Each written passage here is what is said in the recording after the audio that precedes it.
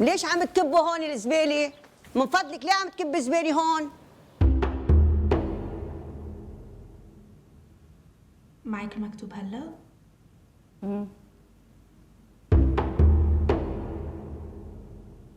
مين بعت لك الرسالة؟ الشيخة الكبيرة. فيك تقري على العالم؟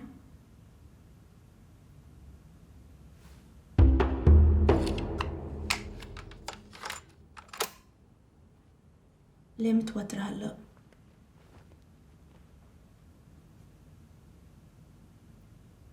ماني موترة، عادي.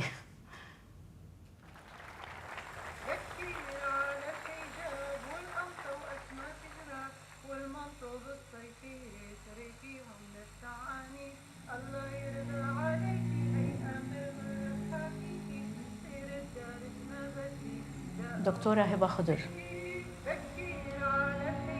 نحن يا هبة متبعون ولسنا مبتدعون، طريقنا سهل ومضيء، تركتكم على المحجة البيضاء، ليلها كنهارها لا يزيغ عنها زائغ. نحن حريصون عليك كما أنت حريصة علينا، ونحن نتواصى بالحق والصبر. طريقك يا هبة طويل وخطير، ولا يوجد سلامة مع المخالفة. يقلب الله النتائج والنهايات، ولكن لا يصل متلفت. ما جعل الله شفاء أمتي على ما حرم عليه.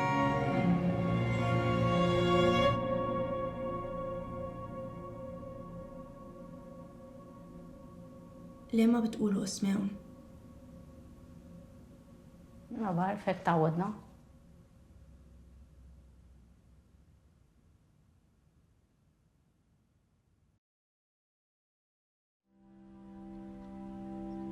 I realized I was part of a family lineage that had existed for hundreds of years in a small town in southern China.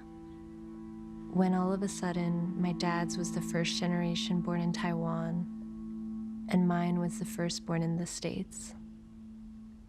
But it doesn't explain why these migrations happened.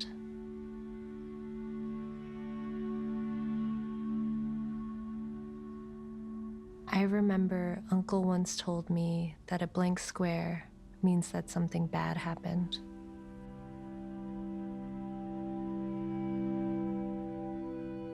There was so much that couldn't be recorded.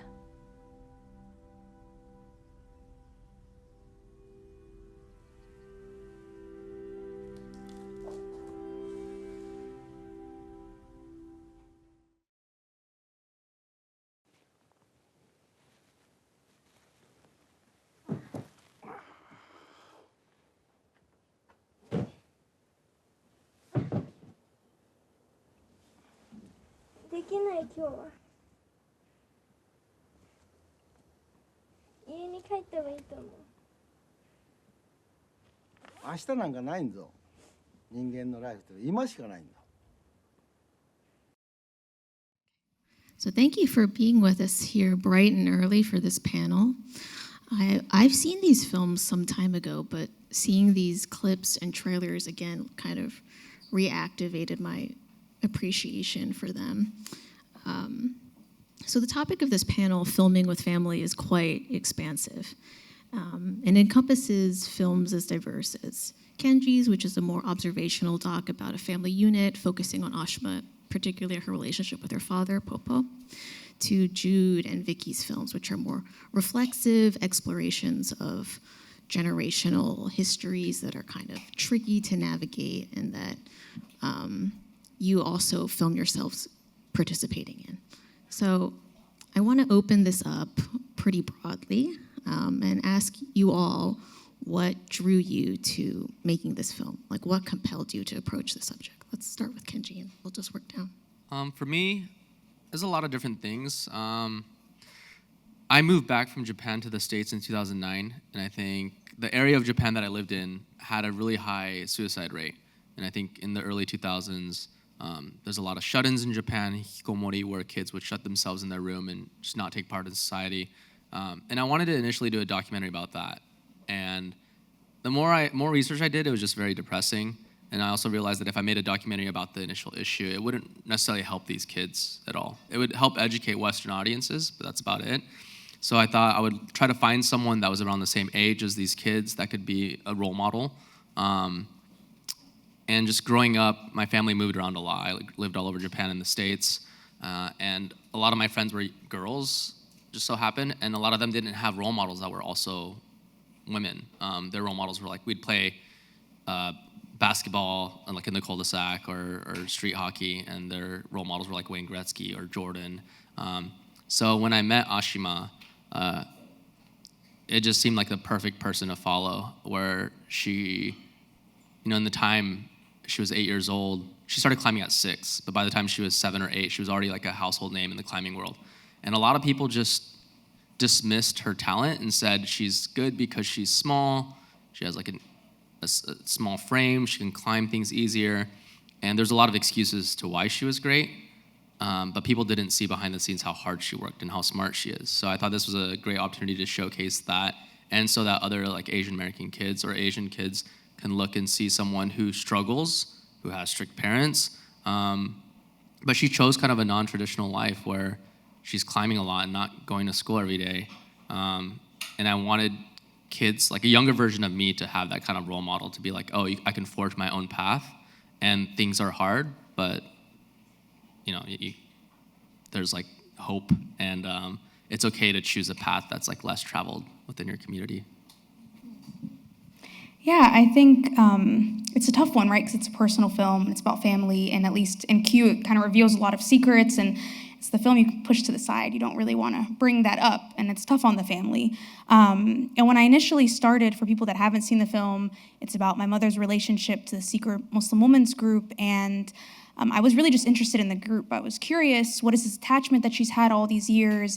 Why is it so deep? How do they still not know so much about this group? And I wanted to kind of go on this path and find it. And I really started that way, where I was like hiding in their mosque undercover and recording them. And I was like, what am I doing here?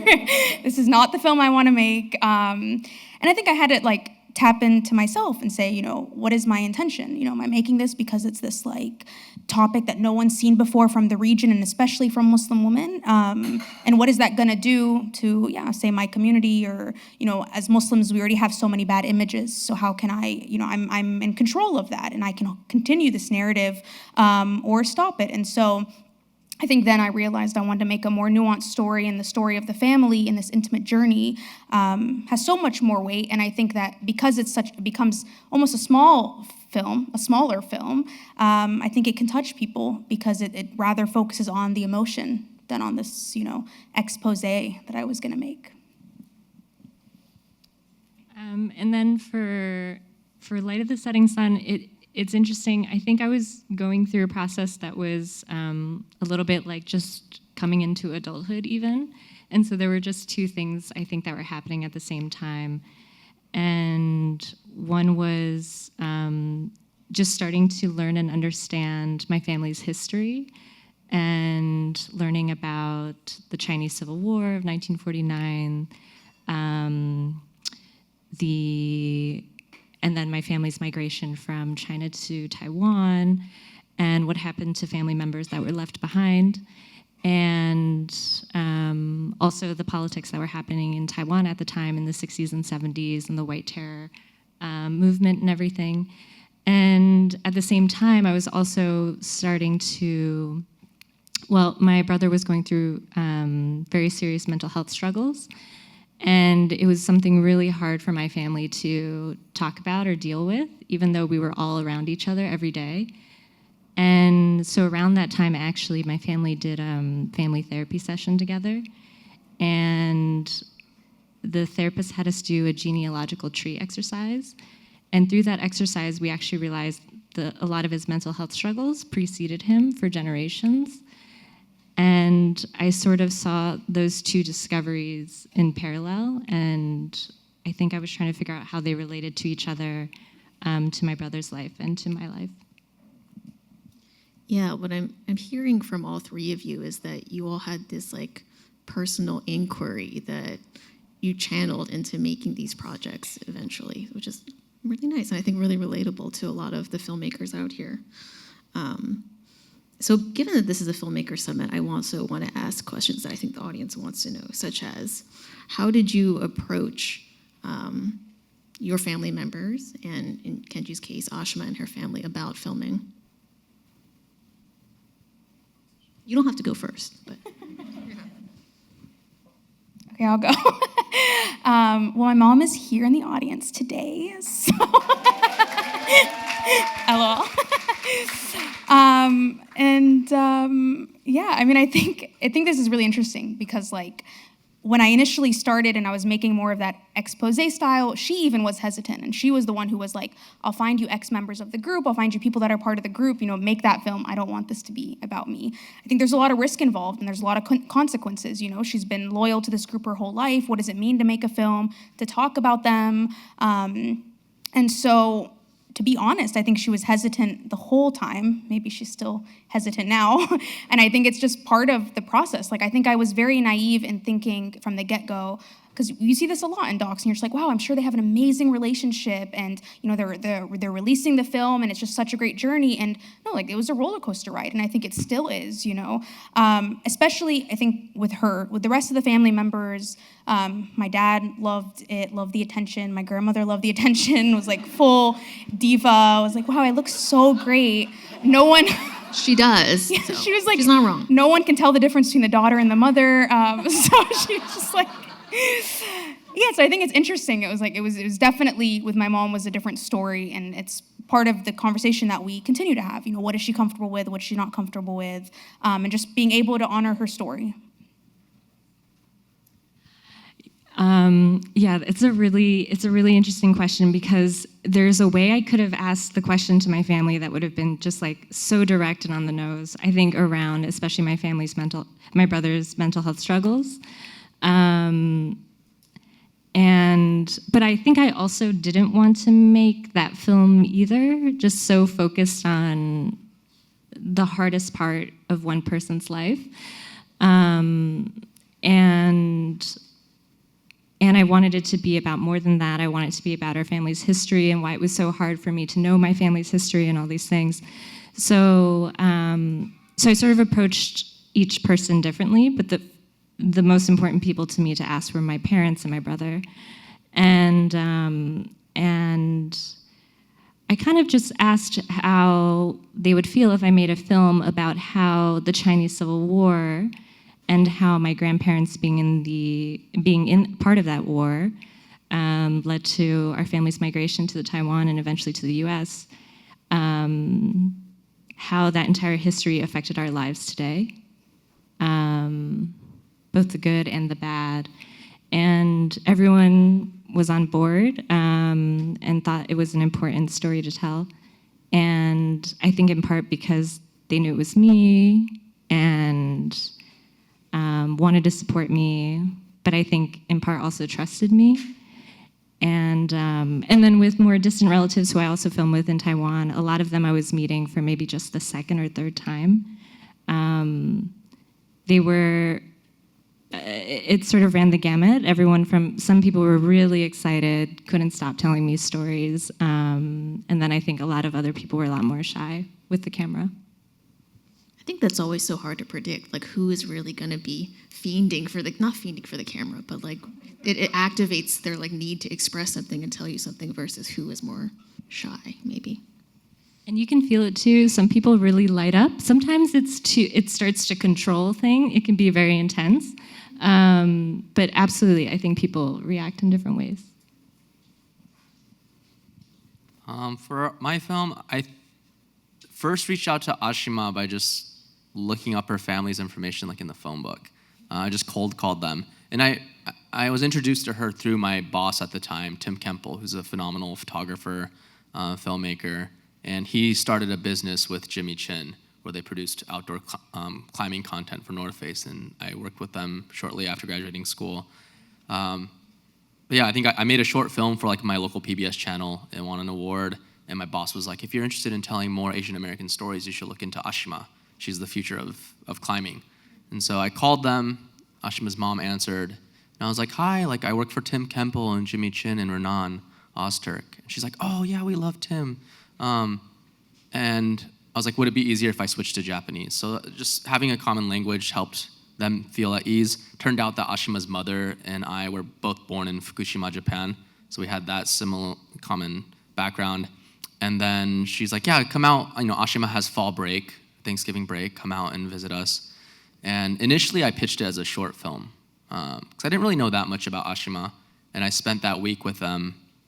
And I saw how much Ashima's parents struggled with replying to like sponsors or media inquiries.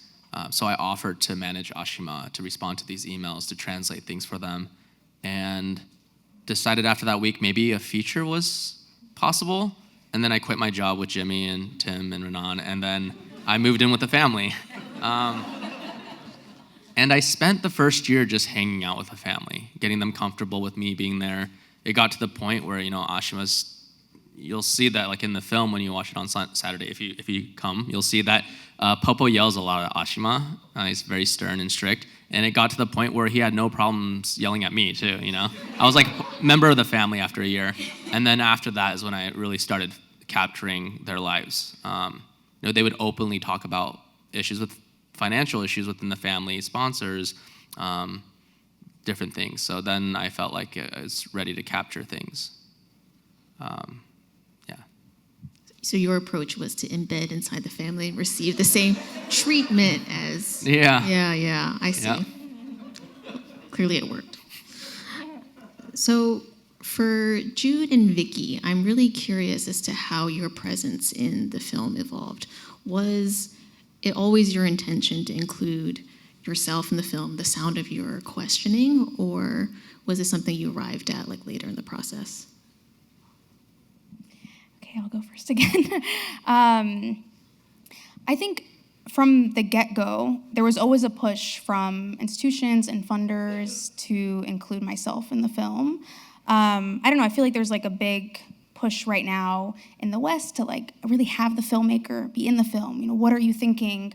What is your journey like? And it always felt like it was my mom's journey and never, you know, it didn't make sense to me. It wasn't like, okay, I evolve and it's so clear the reason why I'm making the film, my intention behind it, I'm pushing my family in these ways, I'm asking these questions. And so I felt like being behind the camera and what I'm choosing to film and my perspective is all there. I don't have to spell it out. You know, I didn't feel I wanted to have this voiceover, and I tried. You know, I tried to have the like, we moved from Florida to Lebanon when I was 10 years old, and then I met this lady, and it just like, it didn't feel right. It wasn't the film, you know, that it didn't have the same essence as the rest of the images in the film, which were very like poetic and kind of left space for the viewer to make their own decisions. And so I think it always made sense to make her story the main story and to kind of come in at these moments. There's a moment in the beginning, truly in the beginning, the middle, and the end, and that's really the only time that I'm there with some sort of voiceover that's also very abstract.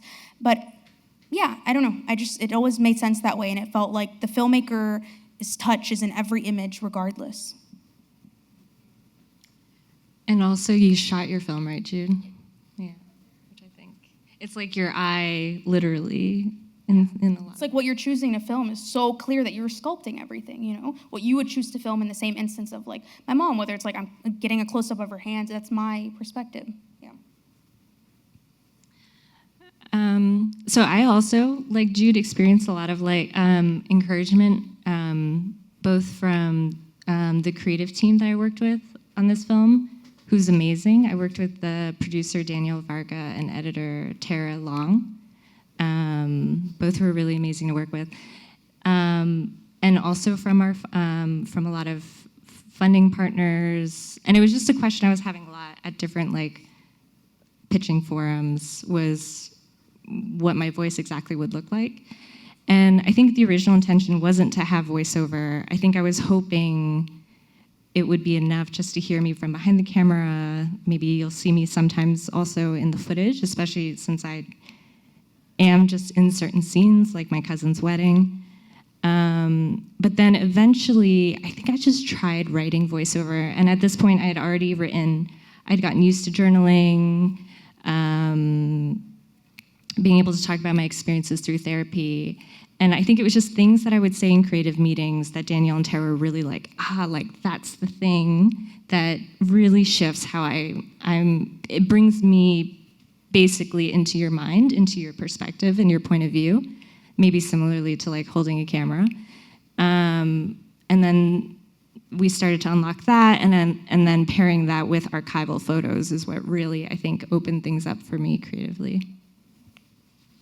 Yeah, so I guess for both of you, it was an evolving stance and a choice to foreground yourselves, both from like your creative teams too, it sounds like.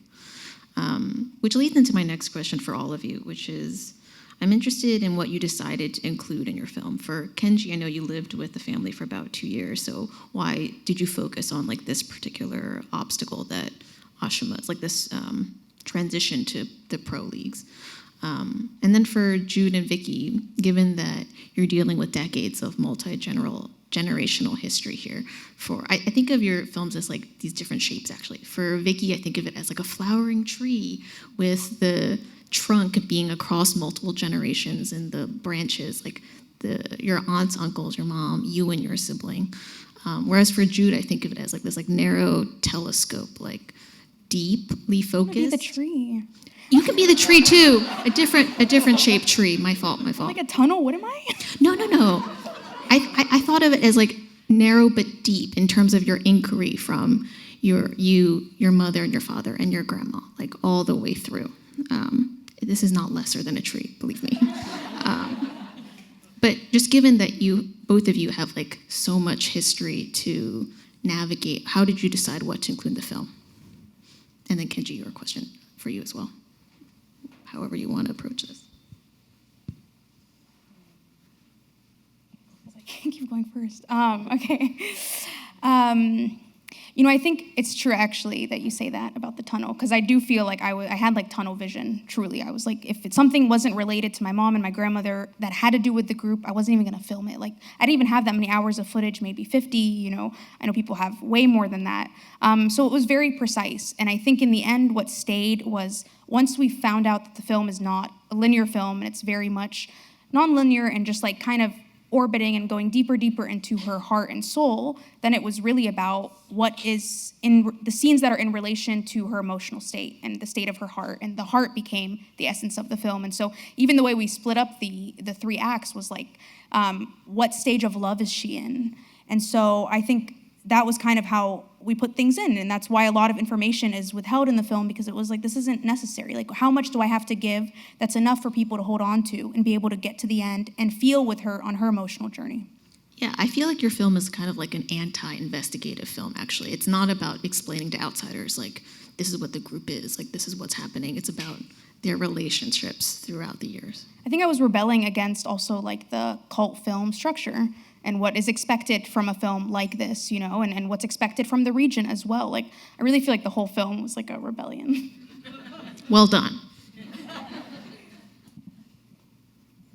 Kenji? Okay, so what I chose to include, I just filmed as much as I could since I was living with them, but also keeping in mind like how much hard drive space I was using, because at this point I was just putting everything on my credit card. So I'd go out every day, because you never know with climbers if they go practice and they fall and break their ankle. Like, you just never know when something like that's going to happen. So I was continually rolling. And then also I knew from the beginning, like, I did not want to be in this film. So anytime Ashima would turn to me and start talking to me, I would stop filming. There are moments where I look back and I'm like, oh, I wish I didn't. But I told Ashima's family, like, I just want you to pretend that I'm not here. Don't acknowledge that I'm here. And I really wanted to be a fly on the wall. And in terms of what ended up making it on screen, we had 5 amazing editors that dedicated so much time and brought so much to the final edit. By the time we crossed the finish line, I was like so burnt out, even before that. And we would have countless nights where my producer, Minji Chang, Sam, our last editor that came on board is here. Like, we would use Post-its, postcards, like notebooks, like every method under the sun to try to figure out what to incorporate, because I had so many years of footage. And since this is like a filmmaker summit, like just troubleshooting what to use, like early on, I thought about bringing on board my friend's production company, and it was just co-founded by two guys that I went to school with, but they're both like 6 feet something, like blonde hair, blue eyed, like tall, white dudes. And when I had already spent a year with Ashima's family, so when they came into that space, it completely changed the dynamic in that room. Ashima's mom would be like, "Oh, you're a guest. Like, please sit down, have dinner with us." And I'm like, "No. Like, we're here to film." So then during that time, we had shot like sit-down interviews with Ashima's parents. That I was like, "There's no point shooting this because I don't want any talking heads in the film. I want it to be all Verde footage." And they shot it anyways. And then years down the road, one of our editors, Dave Boyle, was like, "Oh, I think I remember scrubbing through some footage." This was when like the Blackmagic pocket camera first came out, like 2012, 13, 14, I don't remember. But and I was like, "Nah, like we don't want to use that footage." And then through that, we were able to use like parts of that, the voiceovers of Ashima's parents talking about their daughter. That I was really hesitant to do any voiceover at first, but it was a lot of time like wrestling with the footage and understanding that we needed voiceover from her parents and from, in the end, Ashima herself to kind of explain what's going on in their head. So yeah, at the beginning I had no clue what I was doing. I mean, it's my first feature film. I had an idea what I wanted. None of that really worked out, and the editors really saved me. Yeah. So make sure you have great editors. If you need an editor, Sam is great. He's right. Actually, don't use him because I need him for future projects. So he's actually terrible to work with, you know? He's wearing the green hat right there. Yeah.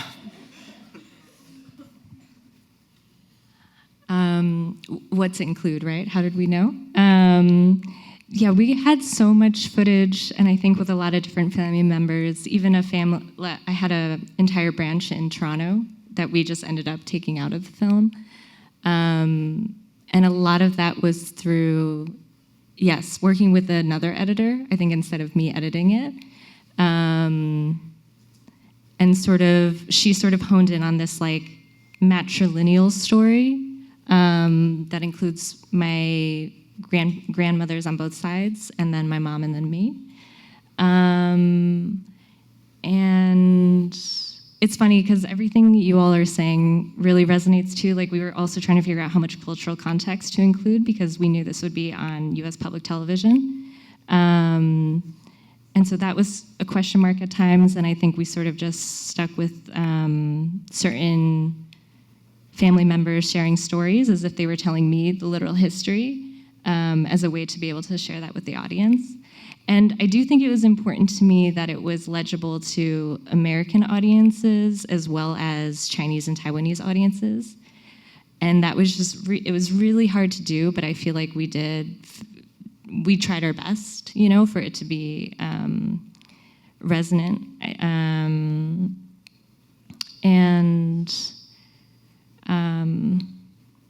Yeah, it was a tricky process. For Kenji, I have a question for you. The relationship between Ashima and her father is quite central in the film. How did you zero in on that? I mean, Ashima's dad is kind of an infamous figure in the climbing world because everyone sees him. They assume he's her grandfather because Ashima's parents were in their 50s when they had Ashima. And everyone's always curious, but they don't understand what they're talking, or they can't eavesdrop into conversations. They just see that he's very fashionable and quirky, and this was an opportunity for me to be able to put subtitles underneath what Ashima's dad is saying so the climbing world could actually eavesdrop on what is being communicated. And there's been a lot of short films done about Ashima in the climbing world, focusing on her climbing achievements, and I was more curious about the family life because in all the climbing media, Ashima's mom is absent. Popo's there, but he's more of a visual figure. So I knew right away, because Popo and Ashima spent so much time together. He retired from his Buto dancing career to then just travel the world and what he says, babysit Ashima. And even when Ashima first got into climbing, Popo would take her to Central Park to play in the playground, and he'd just like smoke and read his newspaper. And Ashima stumbled upon climbing because there's some boulders in Central Park next to the playground where guys were bouldering, and Ashima's like, I want to give this a try. And then within the next year, she was a national champion. So yeah, I mean, the family dynamic was really easy, and I spent so much time in seeing their dynamic. Ashima in the film says that her and her dad are like twins. They're like best friends, but worst enemies. And you can really see that in their dynamic. They're so similar and so stubborn. Yeah, so it's very apparent. That's what I should focus on. Very single-minded, yeah, both of them. For Jude and Vicky, we see that your family is reluctant to speak about certain histories. How did you broach those topics with them, and how did you negotiate like how much they were willing to discuss? Because I imagine this was like something that you evolved throughout the film. You know, when I look back now, and there's an argument scene in the film. I mean, I think my parents are very vulnerable in the film and really kind of let me in a lot of the spaces that I wanted to be in. I don't remember any moment them saying no. Not to sound like cheesy or anything, but I really think it's love. I don't know. I think a big theme in the film itself is love, and it was part of the process. Like, I think my mom accepted to make it because of how much she loves me, and I'm also making it because of the love I have for her and like trying to save her, and that's my intention with the film. And so I think a lot of the tough moments at the time, she wasn't really thinking about it, and maybe she was thinking, you know, there's time till the film gets released, who knows who's gonna see it, maybe this isn't included, but she allowed me in those moments to have the space to do what I wanted with the camera. And then even when she saw it, I mean, the first time she watched it, the reaction was like very surface level. She was just like, oh, I don't like what my face looks like here, or my hijab looks like here. So yeah, I honestly, she had like one thing that she didn't want in the film, which was the Anisa's name to be said, the leader of the group, and we didn't do that. But everything else, really, there was such a beautiful openness that I think came from the love that we have for each other. And you feel that as you watch it, like you feel that she trusts like your pursuit of what you guys are talking about and uncovering. And there's a moment even where she's like, I'm like, she's like, I want to do what you want me to do, or something along those lines. And I'm like, are you doing it for me, or are you doing this for you? And she's like, no, like me as well. And I don't know, I think there's a certain like oneness of, I think it's part of the subconscious, both of us knowing that there's a reason why we're doing it beyond ourselves.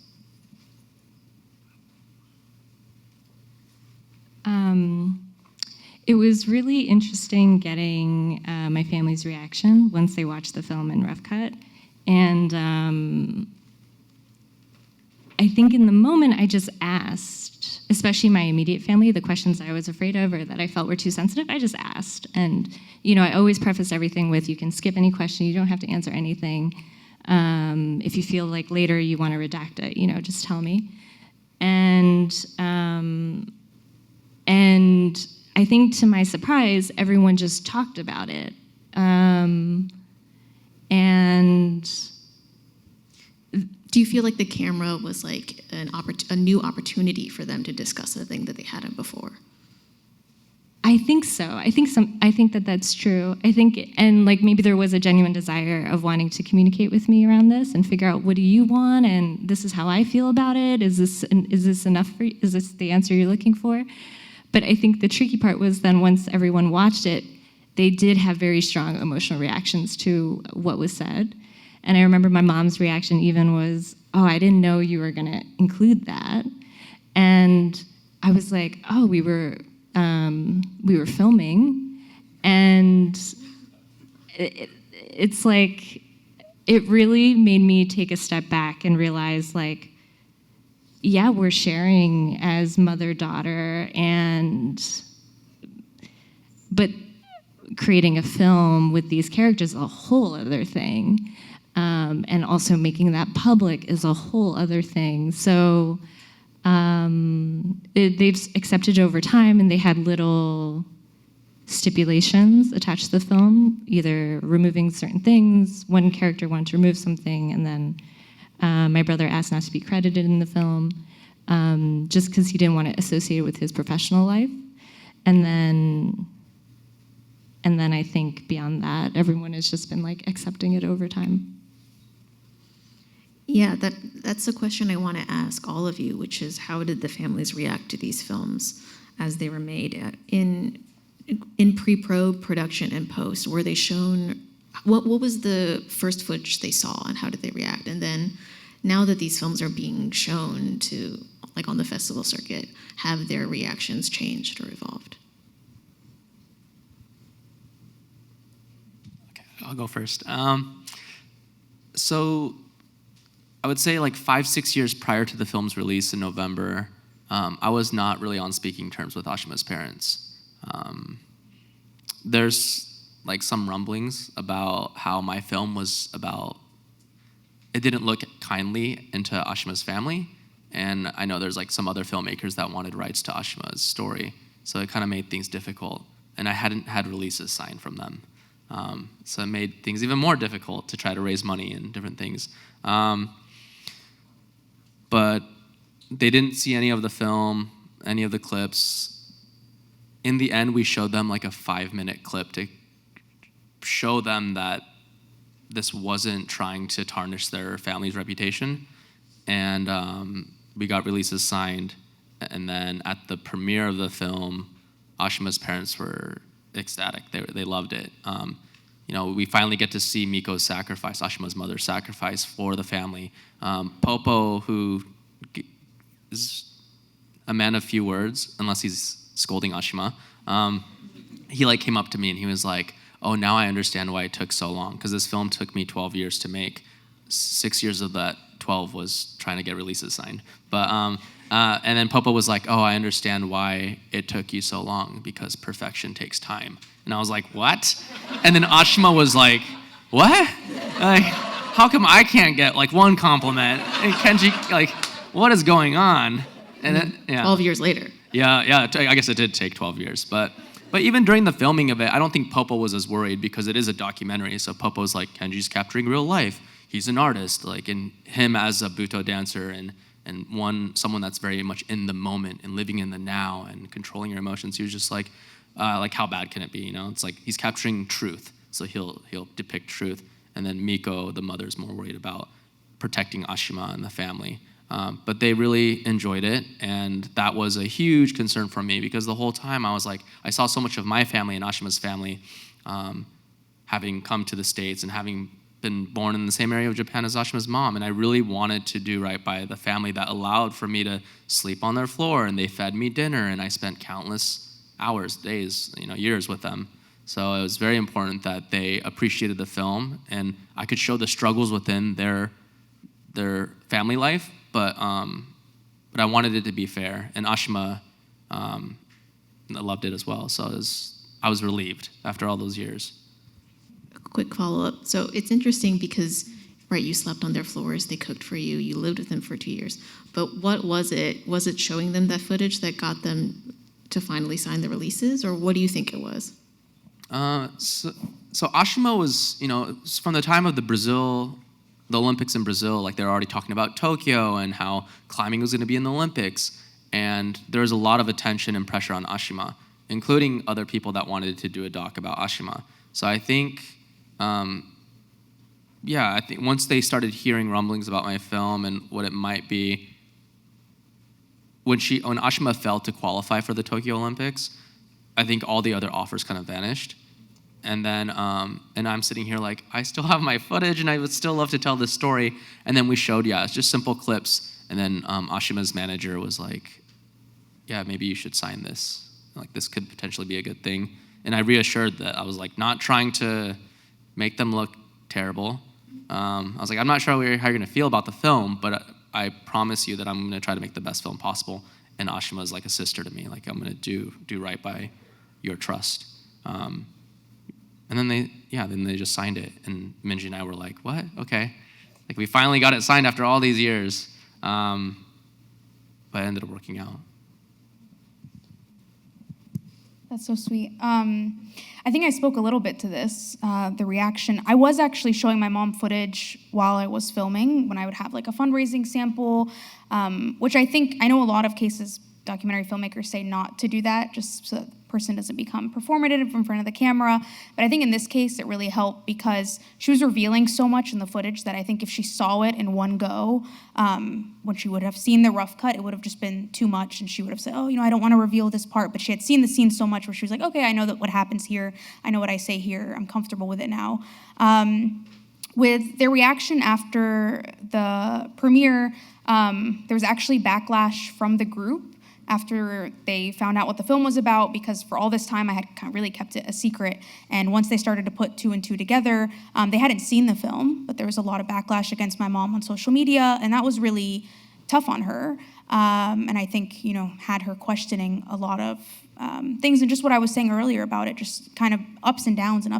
But, I think she's gotten to a point now, it's just weird to talk about her when she's right there, but where she recently, she told me that I think that the film is really my last letter to the Anissa, to the head of the group. And, that meant the world to me. It was really why I made the film, was for her to feel some sort of closure and to be able to document this part of her life, and her to be able to look back at it and show both, this beauty and this pain that existed in the world that she had with them. Yeah.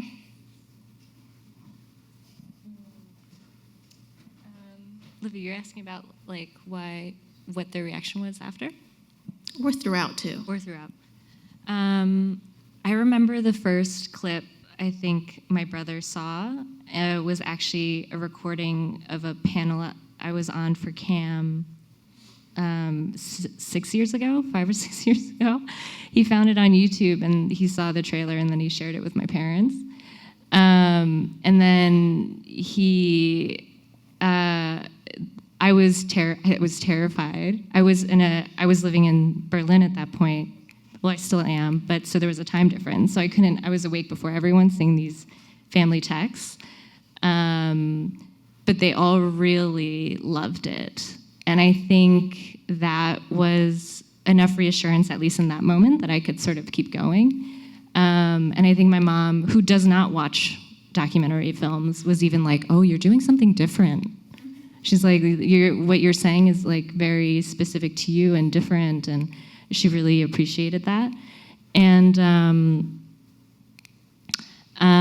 but then, kind of like I was saying, but then they watched it all at Rough Cut, and my brother thought it was a good film. I think he was just dealing with the idea of, do I want all my peers to know about my mental health struggles when I have not told them? And no, he didn't, at least not yet. And so that was his ask, was just not to be credited, nor in any publicity materials. And a cousin of mine, actually, who's in the film, he, very last minute, his manager needed to see it, the film. He had already signed off on it, and we had taken out certain lines he said around, he made a comment that we know Taiwan is Taiwan and China is China, but you can't say it out loud. And we had to take that out, but I had a feeling we would have to take that out. Because he was basically afraid, he's a musician, and he was afraid of alienating his fans in China. But then his manager saw it and actually wanted us to remove an entire scene on the White Terror, in Taiwan, which was basically this period where when the KMT, the Nationalist Party, left from China to Taiwan, they took over the island and ruled it with their own military. Many people were killed, mostly people who had been in Taiwan for a long time. And so we actually had to take that scene out in the end.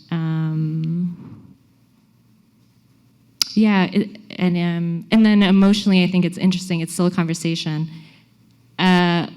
Everyone's really excited to know that people like the film and respond to it. And so I'm excited for them to, I think the next screening in New York and New Jersey, they'll come. So I'm excited for them to see it with an audience. That's so exciting. Okay, we have about 15 minutes left. I want to open it up to the audience if they have any questions. You guys can guys already. Kenji, with Ashima, and since you became kind of like a family, did they ever try to pull you into whatever their sort of, discussions, or were they really mindful about oh, he's here just to capture, or did sometimes it turn well, what do you think in this sort of conflict that's happening? Did that ever happen? They weren't super mindful of the fact that I was filming, just because they would just turn to me while I'm trying to film their dinner conversation, be like, "What do you think?" And I'm like, I'm filming, going. And then she's like, "No, I want to know what you think." And I'm like, "All right." So I stopped filming. a lot of it had to do with, let's see, Ashima's schooling. Like I think Popo, when she was in middle school, was like, she doesn't need high school. She's found her calling in life. She's a climber. And I was like, no. Like she needs to finish high school. It's like, no, like she knows what she needs to do. This is her path in life. I was like, but what if she wants to go to college? And he's like, waste of time, waste of money. I'm like, no, I think she should finish high school, please. Like, let's make sure we get her through this. And other discussions about sponsors. Like, I'd be filming a conversation where they're talking about their finances and what kind of sponsorship dollars they need, and then they just stop, turn, and look at me, like the camera. They're like, well, what do you think? Yeah. So there's a lot of, I'm like, oh, okay, I'm not gonna like use this. Yeah, and then Popo's the type of person too where it's like, they wouldn't like redo anything, So if I'm filming something, I only get one chance. Like even them like hiking in South Africa, if they're like off in the distance, I can't ask them to like wait for me. So I'd wait for them to like hike like 10 minutes. I'd set up my shot, and then I have to like pack everything in my backpack that weighed over 100 pounds, and then just like run after them, so they wouldn't start climbing without me. So it's a lot, yeah. Or I'd be like, oh, Ashima, that shot's really cool when you're climbing. Like, can you just do that section again, and I'll capture it from a different angle, because it was just a one camera shoot. Papa was like, no, we don't have time for that. Like, no, we're not here for your film. We're here for her to climb. So it's very, just one shot for everything, one try for everything, and they would talk to me all the time, and I would stop filming to respond. That's why it took 12 years. Yeah, maybe.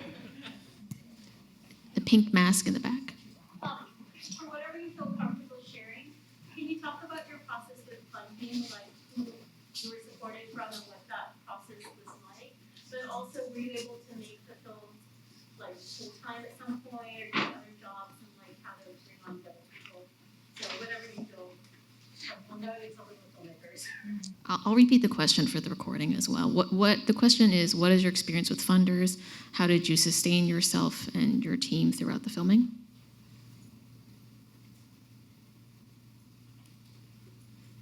I heard a lot of grant applications or what? Okay, I'll go. Our biggest funders here, ITVS, Michael Kinamoto is our supervising producer. Also, CAM was our funder, CAM. So we knew it was public television. They supported, I think ITVS has a great diversity development grant. So they came on, really, it was like either the first or the second grant we received. But it was a lot of grant writing. I don't think it became my full-time job until, I started in 2016, and it didn't until 2021, I think, especially with the open call funding from ITVS, and then it was a full-time job for a couple of years, 2 to 3 years. But I was always working at the same time. And I was living in New York, I was doing freelance work. It's a lot of grant writing, a lot of pitching. Yeah, that's how we did it. Yeah, I would say we got a lot of grant funding as well, a lot of support from institutions, which was great. And early on as well, like in development, where I was like, oh, wow, I really have to make this film now, going back. And yeah, at no point, I think I made a lot of mistakes. I wasn't, really it's a small team. It's really just like me and my husband, and we have an amazing consulting producer. I think he's here right there, Rowan. Yeah, so one of the mistakes that I think I made was we weren't really paying ourselves. And the whole idea was let's just get to the end. And once we get to the end, it's all gonna be like smooth sailing. And it doesn't work that way. Or this is just a bad year maybe for documentary. So yeah, I think that's something that I would definitely do differently next time. I feel you on that, yeah. With mine, during that first year I was living with Ashima's family, I approached a lot of the sponsors, her sponsors, and they weren't really interested. Like the sports world, they want quick turnaround. And I was like, yeah, I want to live with the family for years. And they're like, oh my gosh, no, that's not something we're interested in. So when she was approaching 13, I really wanted to capture around that age. I drew like a lot of inspiration from like Miyazaki films, like Spirited Away, where I'm like, oh, the protagonist is like 13, like around that age. I want her to be at the same age as her peers that I want to watch the film. So then I just maxed out. I just started maxing out credit cards, and then my parents co-signed on a couple loans, and I was like, yeah, I'm quitting my job and living with the or continuing to live with the family. And I filmed until I was absolutely like neck deep in debt, and I couldn't continue on. So I think we filmed, like in total, I lived on and off with Ashima's family like 4 or 5 years. Yeah, I wouldn't recommend that, especially if you don't have releases signed. That was a nightmare.